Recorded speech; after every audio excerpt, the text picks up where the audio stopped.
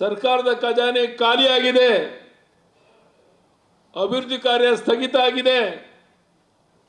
ಕಿಸಾನ್ ಸನ್ಮಾನ್ ಯೋಜನೆಯಲ್ಲಿ ಕೇಂದ್ರ ಸರ್ಕಾರ 6,000 ಕೊಟ್ಟರೆ ನಾನು ಮುಖ್ಯಮಂತ್ರಿ ಆಗಿದ್ದಾಗ 4,000 ಕೊಡ್ತಾ ಇದೆ, 10,000. ಈಗ ಅದು ನಿಂತೋಯ್ತು 4,000. ನಾನು ಕೇಳ್ತೇನೆ ಈ ಸರ್ಕಾರವನ್ನು, ಯಾಕೆ ನಿಲ್ಲಿಸಿದ್ರೆ ಆ 4,000 ಕೊಡೋದನ್ನ, ರಾಜ್ಯ ಸರ್ಕಾರ ಕೊಡೋದನ್ನ? ಅಂದರೆ ನಿಮ್ಮ ಸರ್ಕಾರ ದಿವಾಳಿ ಆಗಿದೆ ಅಂತ ಇದಕ್ಕಿಂತ ಬೇರೆ ಉದಾಹರಣೆ ಬೇಕೇನು?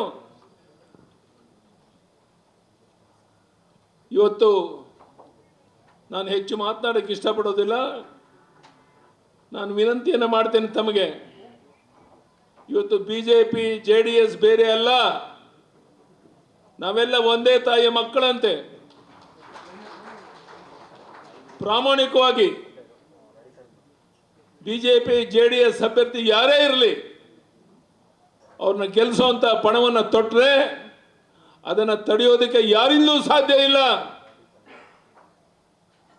ಈಗಾಗಲೇ ರಾಜ್ಯದ ಉದ್ದಗಲಿಕ್ಕೆ ಓಡಾಟ ಮಾಡ್ತಿರುವಂಥ ಸಂದರ್ಭದಲ್ಲಿ ಜನ ಈಗಾಗಲೇ ಬಿಜೆಪಿ JDS ಹೊಂದಾಣಿಕೆಯನ್ನು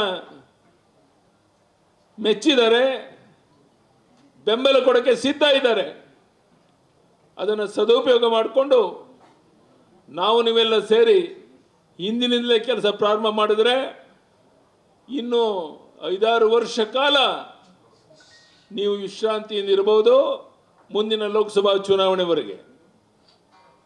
ನಾನೀಗೇನು ಹೇಳಕ್ಕೆ ಇಚ್ಛೆ ಪಡೋಲ್ಲ ಕರ್ನಾಟಕ ರಾಜ್ಯ ಸರ್ಕಾರದ ಬಗ್ಗೆ.